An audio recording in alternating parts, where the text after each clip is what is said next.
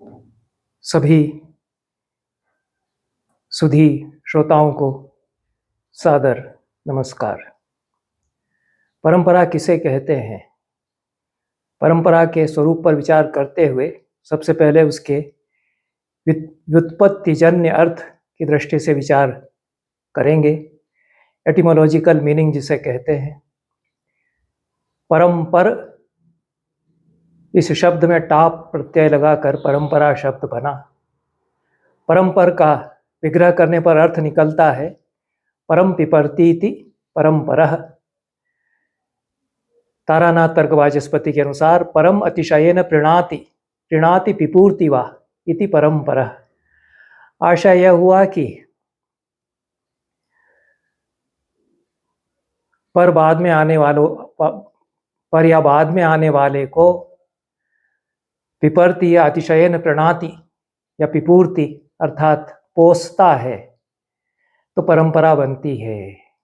जो पहले आ चुका है वह बाद वाले को पोसता चला जाता है। पहले के अभ्यास बाद में जन्मे अभ्यासों को संभालते हैं। पुरानी पीढ़ी नई पीढ़ी को संभालती है। पहले का जो कुछ है वह बाद वाले को परिपुष्ट करता है और परिमार्जित करता चलता है। इस परिपुष्ट करते चले जाने की, संभालते रहने की, परिमार्जित करते चलने की प्रक्रिया परंपरा है। इसके लिए निरंतर्य अनिवार्य है। कंटिन्यूटी या निरंतरता आवश्यक है। एक के बाद दूसरे का आते जाने का सिलसिला होना चाहिए। फिर पूर्ववर्ती और उत्तरवर्ती दोनों में पोष्य पोषक भाव होना, इससे परंपरा बनती है। परस्पर पोष्य पोषक भाव होना अर्थात दोनों एक दूसरे को पोसते हैं। जो पहले आ चुका है वही बाद वाले को पोसता हो, परिपुष्ट करता हो और संभालता हो, सुधारता हो, परिमार्जित करता हो। इतना ही नहीं बल्कि जो बाद में आया है वह भी पहले वाले को संभालता है।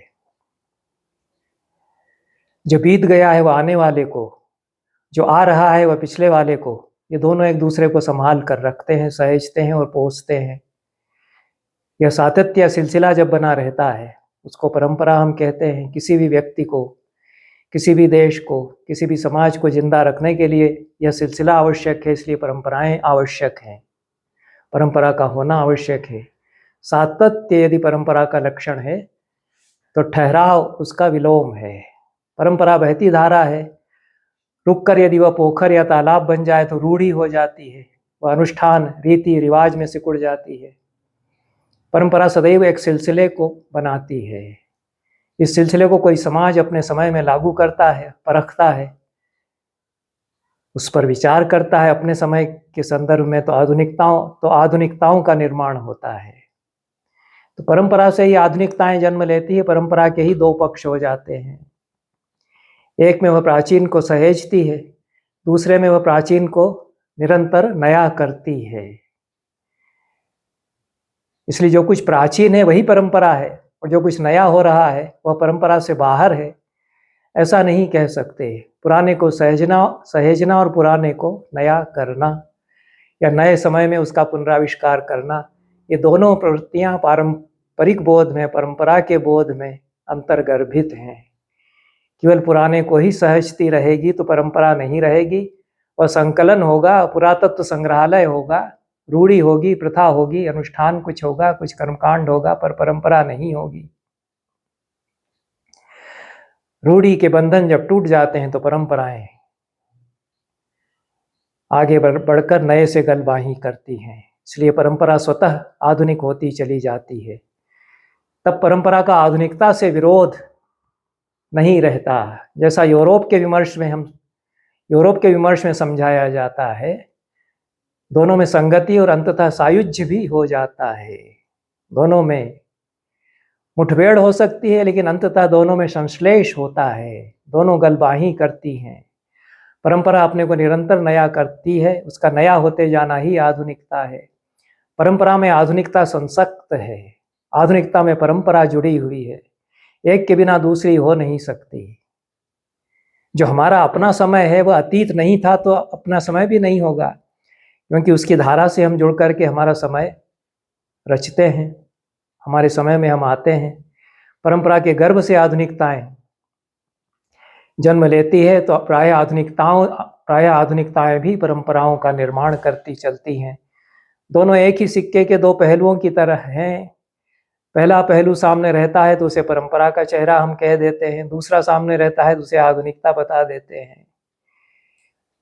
काल के पौर्वापर्य, पोस्टीरियरिटी आदि की दृष्टि से दोनों में अंतर करना भी समीचीन नहीं है कि समय की दृष्टि से जो पहले है वह परंपरा का है, समय की दृष्टि से जो आज का है वह आधुनिकता का है। जो आज आधुनिक है वह कल पुराना हो ही जाएगा। जो पुराना हो गया और चला आ रहा है वह भी आधुनिक हो जाता है, वह सदैव परंपरा नहीं रहता है, क्योंकि जो नया उसके समानांतर उसके साथ चला आ रहा है वह उसको नया करता जाता है। जो आधुनिक है वह केवल इसलिए आधुनिक नहीं है कि वह काल की दृष्टि से बाद में आया है। आधुनिकता परंपरा का पुनर्न्वेषण है, वह परंपरा का उत्तर पक्ष है। परंपरा में अपने आप को नया करते रहने की अंतर्निहित शक्ति रहती है। परंपरा ही आधुनिकता होती रहती है। परंपरा आधुनिकता का परिमार्जन करती है, आधुनिकता को संभाल लेती है। आधुनिकता भटक सकती है, परंपरा उसे रास्ता दिखा देती है। आधुनिकता परंपरा को रूढ़ि मात्र में कैद हो जाने से बचाती चलती है। वह परंपरा के नाम पर एकत्र कचरे को, अपशिष्ट को बुहार देती है। आधुनिकता के आलोक में परंपरा भी अपने को संशोधित करती है। आधुनिकता ताजी हवा के झोंके की तरह आती है, वो परंपरा को नया कर देती है। आधुनिकता पर विचार करें व्युत्पत्ति की दृष्टि से तो अधुना इस अव्यय से आधुनिक और आधुनिकता शब्द बने हैं। अधुना का अर्थ है अब या इस समय। अधुना में ठय प्रत्यय लगा करके आधुनिक शब्द बनता है। जो अधुना या इस समय जन्मा है वह आधुनिक है, और आधुनिक होने का भाव आधुनिकता है। मैं अपने समय में हूं और अपने आप को जांचता हूं तो मैं आधुनिक होता हूं। जो हम अपने समय को समझते हैं, परखते हैं, यह हमारी आधुनिकता है। पश्चिम के विमर्श में आधुनिकता और उत्तर आधुनिकता विशिष्ट अर्थों में इस्तेमाल होते हैं। वहाँ दो महायुद्धों की विभीषिका झेल चुके यूरोप के मानस में उपजा मोह भंग, विरोध और खींच का भाव आधुनिकता में विच्छुरित हुआ है। भारत के संदर्भ में इसे आधुनिकता हम क्यों माने हैं? पश्चिम में परंपरा और आधुनिकता के बीच कदाचित एक खाई हमेशा बनी रहती है, जिसके कारण कई बार परंपरा से छूट लेकर उसका कुछ उलट करना ही आधुनिकता मान लिया जाता है। हमारी आचार्य परंपरा पुराने चिंतकों और कवियों को उद्धृत करते हुए उनका विमर्श करती है। उसी के क्रम में आचार्य अपने समय में हो रहे विमर्श को खोलते हुए कहते हैं, इत्याधुनिकाः। इस समय के लोग ऐसा समझते हैं, ऐसा कहते हैं। इस तरह हमारे आचार्य विचारक परंपरा और आधुनिकता के बीच में संवाद देखते हैं और संवाद कराते हैं। तथा कथित छद्म आधुनिकताएं परंपरा का नकारात्मक विरोध करती है, वह वास्तविक आधुनिकता नहीं होती। परंपराएं रूढ़ियां बनकर आधुनिकता के सहज प्रवाह को बलात् छेंकने लगती हैं कभी कभी। तो परंपरा और आधुनिकता के बीच दूरियां और कटुताएं बलात् पैदा कर दी जाती हैं। दोनों में स्वस्थ संवाद होते रहना ही दोनों के होने को चरितार्थ करता है। परंपरा भी आधुनिकता के साथ संवाद में ही अपनी चरितार्थता को पा सकती है, और आधुनिकता भी परंपरा के साथ संवाद रचते रहने में ही चरितार्थ हो सकती है। परंपरा और आधुनिकता के द्वंद्वात्मक संबंधों के ताने बाने से परस्पर पूरकता की नई संभावनाएं बनती हैं। परंपरा के सातत्य और गतिशीलता की वल्लरियां जोखिम और साहस के श्रमजल से सींची जाती हैं, क्योंकि परंपरा और आधुनिकता के बीच जो सेतु बनाते हैं वे सदैव कुछ न कुछ जोखिम और खतरा उठाते हैं। अन्यथा परंपरा में ग्लानि और मूर्छा आने लगती है। परंपराएं निष्प्राण और मूर्छित होने लगती हैं, समाप्त भी हो सकती है। आधुनिकता उनमें नए प्राण फूंकती है। परंपरा में ग्लानि और हानि के प्रसंग प्रत्येक युग में आते हैं, और आधुनिकों के नवीन स्फुरण से उनका निवारण किया जाता है। समकालिक और समकालिकता पर आते हैं। परंपरा, आधुनिकता और समकालिकता तीनों परस्पर बहुत संबद्ध शब्द हैं हमारे साहित्य, कला, संस्कृति के विमर्श में। समकाल से समकालिक और समकालिकता शब्द बने हैं।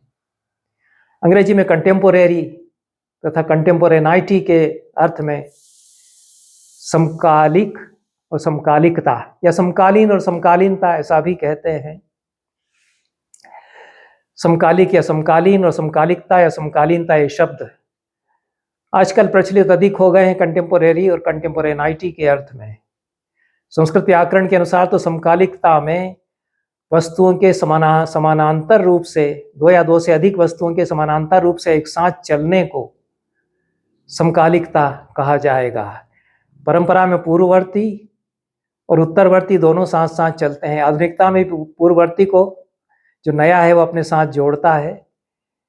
समकालिकता में दो समानांतर एक ही समय में बातें चलती हैं, वो समकालिक हैं एक दूसरे के, वो कंटेम्पोरेरी हैं। हमारा अपने समय के साथ चलना, हम अपने समय में हैं, हमारा समय हमारे साथ है, अपने समय को समझना हमारा और उसे साहित्य या कला में निरूपित करना, उस पर विमर्श रचना, यह समकालिकता है या समकालीनता है। या जहाँ जहाँ यह विमर्श साहित्य में, कला में होगा वहाँ वहाँ समकालिक बोध बनेगा। तो कंटेम्पोरेरी सेंसिबिलिटी या समकालिक बोध उससे फिर साहित्य में, कला में आएगा। प्राचीन साहित्य को भी यदि हम अपने समय में रखकर उसके संदर्भ से नए रूप में उसको व्याख्यायित करते हैं तो वह प्राचीन साहित्य की समकालिकता हो जाती है। इसलिए जो प्राचीन है वह समकालीन से विरुद्ध है, तो समकालीन जो इस समय का है वही समकालीन है, यह नहीं कह सकते।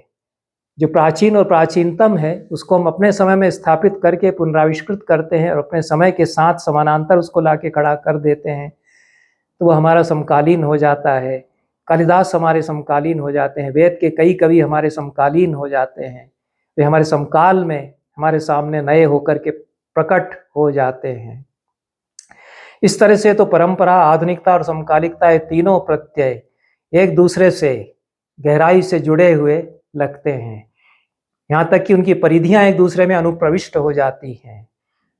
जो सही मायने में समकालिक है वही आधुनिक भी हो सकता है। जो समकालिक नहीं हुआ वह सच्चे अर्थ में आधुनिक भी नहीं हो पाएगा, और जो सच्चे अर्थ में समकालिक है और सच्चे अर्थ में आधुनिक है वही परंपरा भी बना सकता है। संस्कृत के कुछ कवियों को लेकर क्रमशः आने वाले व्याख्यानों में हम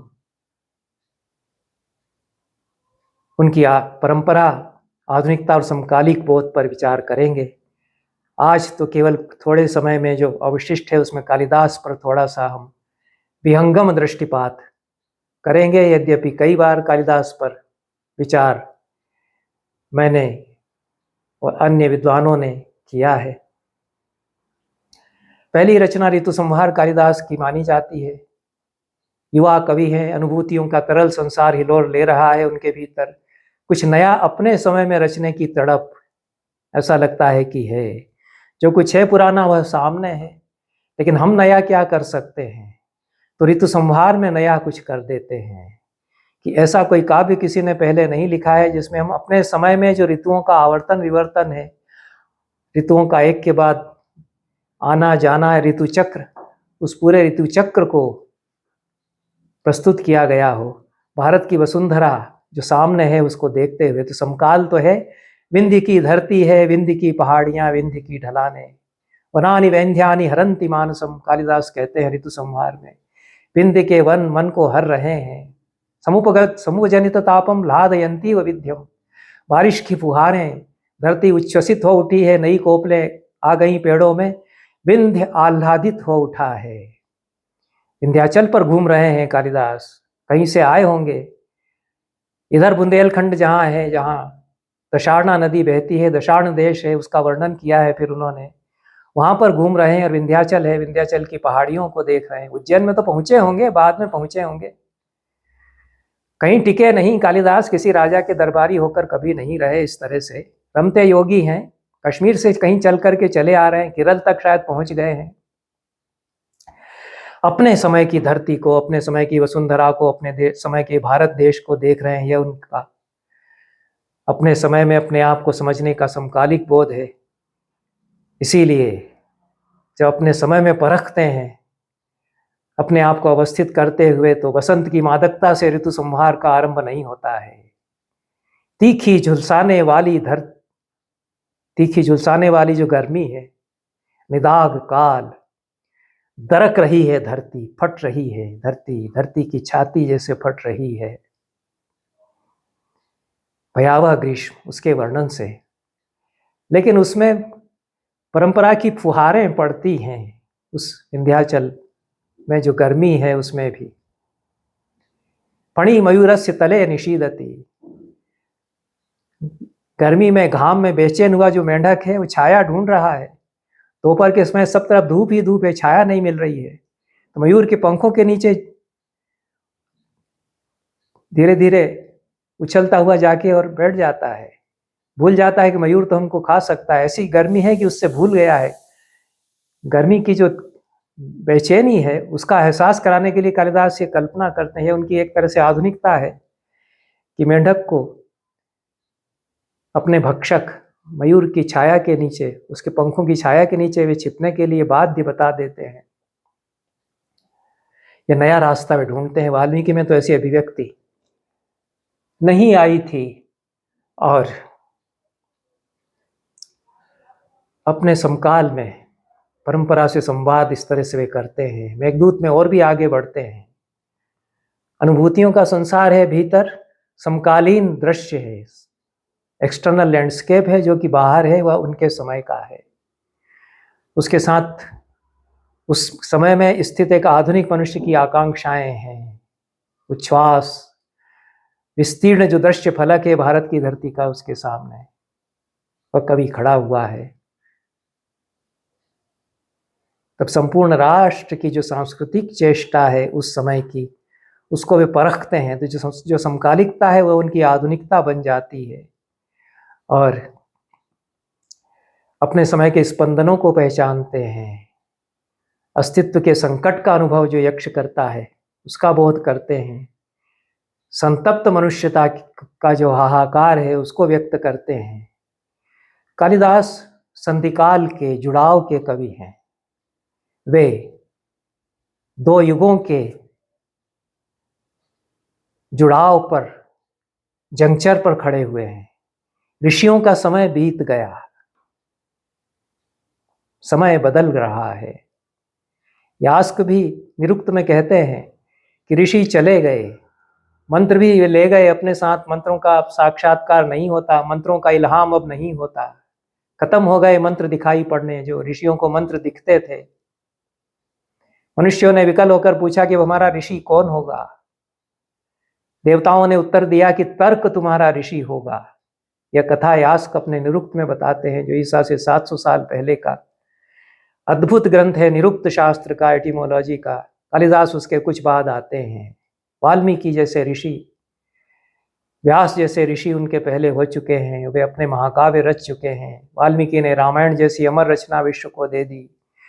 व्यास ने महाभारत जैसा विराट विश्वकोशात्मक महाकाव्य, अद्भुत महाकाव्य संसार को दे दिया। दोनों की काव्य कोटि ही अलग है। हमारी आचार्य परंपरा रामायण महाभारत की जो काव्य कोटि है, जोनर है, उसको बाकी परंपरा, बाकी जो कवि परंपरा है, कालिदास जिसके कवि कुल गुरु कहे जाते हैं, उससे थोड़ा अलग करके देखती है। ये दोनों आर्ष काव्य हैं, ये ऋषि के काव्य हैं। आर्ष का अर्थ है ऋषि का रचा हुआ, ऋषि का कहा हुआ। दोनों के रचने वाले ऋषि हैं। लेकिन हमारे यहाँ तो यह परिभाषा भी दी गई कि हर एक कवि ऋषि होता है। नान ऋषि कवि इत्युक्ता ऋषिष्ट किल दर्शनात्, भट्टतोत कहते हैं, जिनका कि उद्धरण अभिनव गुप्त देते हैं, हेमचंद्र देते हैं। महान विचारक हैं भट्टतोत और अभिनव गुप्त के गुरु हैं। तो उन्होंने कहा कि हर एक कवि ऋषि होता ही है, हर मनुष्य कवि होता है, ऐसा क्रोचे कहते हैं। हमारे यहाँ भी कहते हैं कि प्रतिभा हर एक के भीतर होती है, पशु पक्षी तक में होती है, लेकिन अव्यक्त रहती है। व्यक्त हो जाती है तब वह कवि हो, सामने आ जाता है कवि रूप उसका, अन्यथा तो हर एक कवि है। कविता तो हर एक के भीतर है ही। उसी तरह से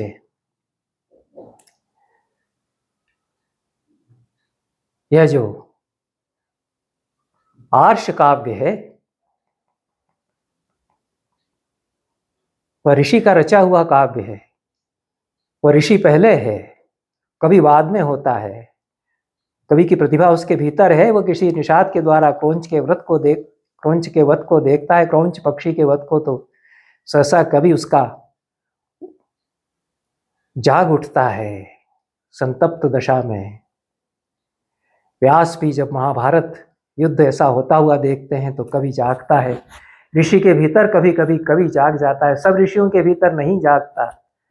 नहीं तो च्यवन ऋषि भी काव्य लिख देते, वशिष्ठ और विश्वामित्र ने तो लिखे हैं, उनके तो सूक्त हैं, लेकिन ये व्यास और वाल्मीकि ने जो ऋषि से कवि होकर रचनाएं की वो आर्ष काव्य कही गई, क्योंकि वे ऋषि हैं, उनका रचा हुआ काव्य है, तो वह आर्ष काव्य हो गया।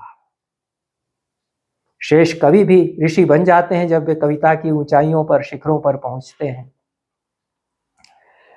कालिदास समझते हैं कि आर्ष काव्य हमारे पहले हो चुके, हम तो पहले से ऋषि नहीं हैं, हम तो कोई ऋषि नहीं है, हम अपने समय के, हम अदने से कवि हैं। वो कहते हैं रघुवंश में, मंदः कवि यश प्रार्थी कमिष्याम्युपहास्यताम, मैं मंद कवि यश का प्रार्थी बनकर के हंसाई का पात्र बन जाऊंगा, उपहासास्पद बन जाऊंगा, ऐसा कहते हैं। अपने समय में अपनी स्थिति को पहचानते हैं, यह उनका एक समकालिक बोध है कि लोग हंसेंगे कि देखो देखो यह लड़का नया, कुछ इतने महान कवि हो चुके, यह कुछ कह रहा है, क्या इसकी कुव्वत है, इसकी क्या औकात है इसकी। तो मंद होता हुआ, कवि यश का प्रार्थी होता हुआ मैं उपहास का पात्र बन जाऊंगा कहीं, ऐसा कहते हैं।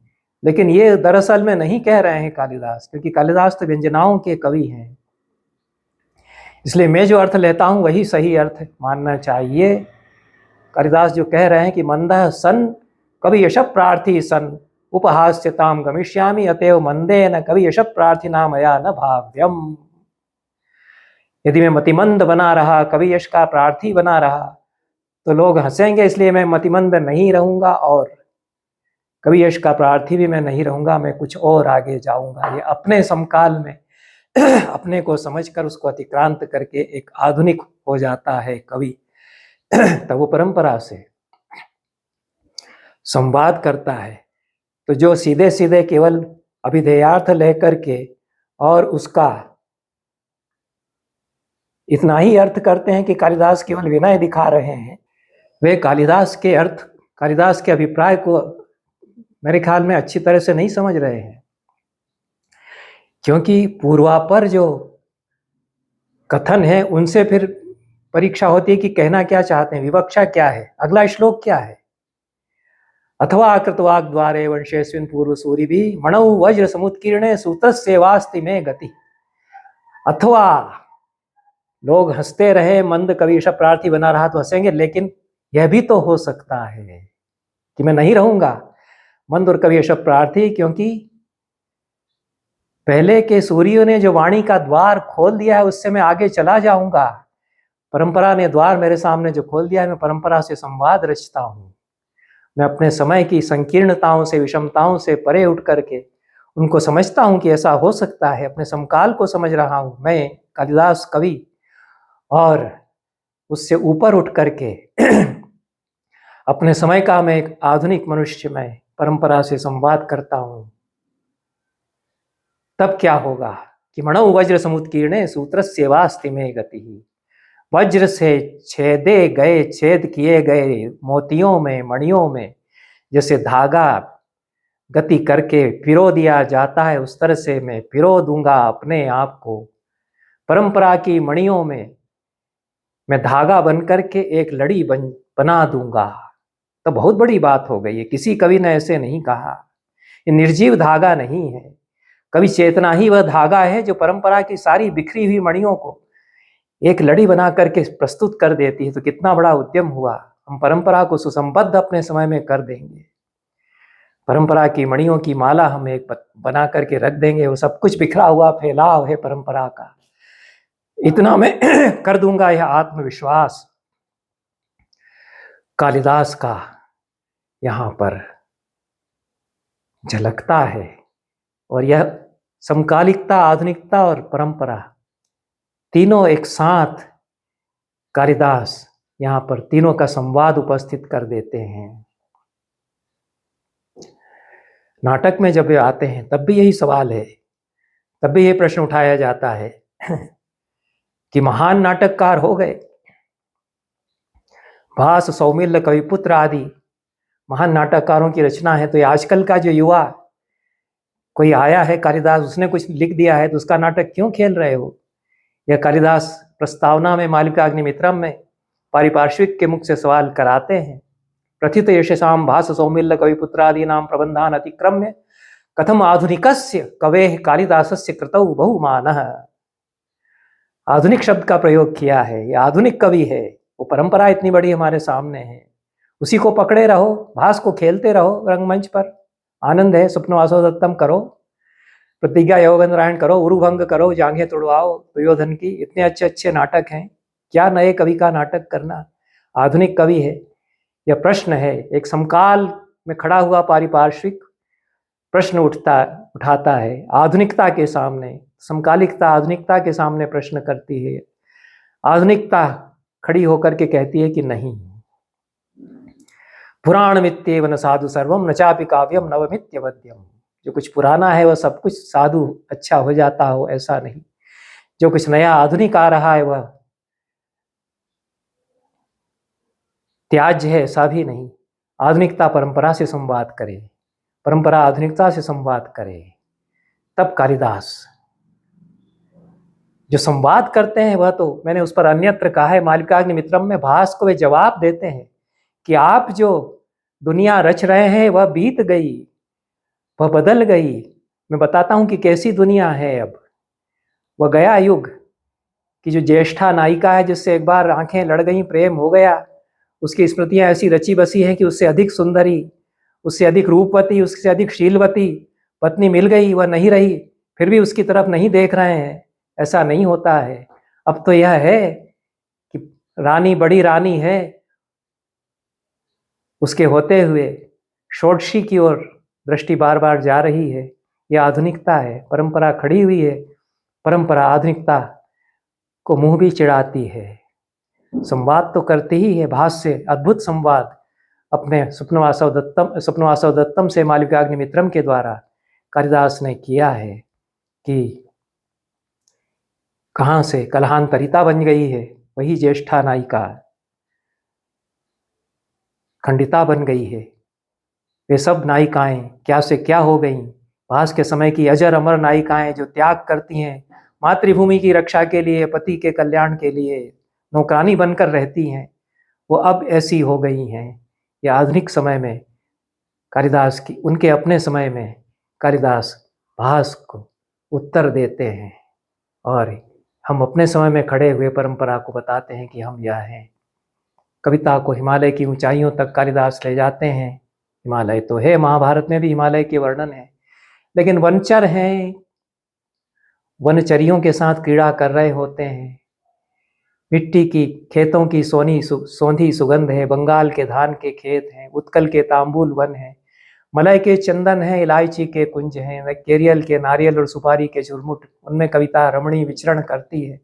यह समकाल में कवि का विचरण करना है, जो देश के इस धरती के चप्पे चप्पे से प्यार करता है, और उस समकाल में खड़े रह करके जो पूरी आधुनिकता है वह संवाद करती है समकाल से, सामंती व्यवस्था से, जो कुछ फ्यूडल सिस्टम है उससे संवाद करती है कालिदास की आधुनिकता। जब विदूषक के मुख से वे कहलवाते हैं कि तुम उस गीध की तरह हो जो कसाई खाने पर कच्चा मांस निचोड़ लूटने के लिए झपट रहा है, सूना परिसर एवं गृध्रः आमिष लोलुपः, कच्चे मांस के लालची, उसके लिए झपट पड़ने वाले तुम हो कसाई वाड़े पर। सामंती व्यवस्था पर ऐसी टिप्पणी अपने समय की। तो समकालिकता है, आधुनिकता उससे प्रश्न करती है। उसके समानांतर परंपराओं से को ला करके खड़ा करते हैं। आश्रम की परंपराएं हैं, नगर के सामने आश्रम की परंपराएं हैं, ये कालिदास करते हैं। तो समकालिकता, आधुनिकता और परंपराओं के संवाद वे रचते हैं। वे गरीब मछुआरे के मुंह से सारी सामंती व्यवस्था पर एक सीधा तीखा सवाल खड़ा कर लाते हैं कि मैं चोर इसलिए हो गया कि मैं मछली मारकर पेट पालता हूँ, और जो श्रोत्रिय श्रौत यज्ञ में पशुओं को काटते हैं वे तो करुणामय ही बने रहते हैं। ये सवाल है। कालिदास अपने समकाल से ये प्रश्न उठाते हुए आधुनिक होते हैं, आधुनिकता के द्वारा परंपरा से संवाद करते हैं। यह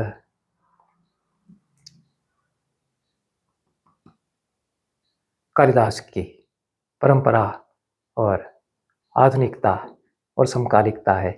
इन शब्दों के साथ आज की यह बात यहीं समाप्त करते हैं। यदि अवसर रहा, हो सका, तो संस्कृत के अन्य कवियों पर भभूति, भारवी, बाण, माघ, इनमें परंपरा, आधुनिकता और समकालिक बोध, इन पर मैं बात करूंगा। सभी को नमस्कार, धन्यवाद।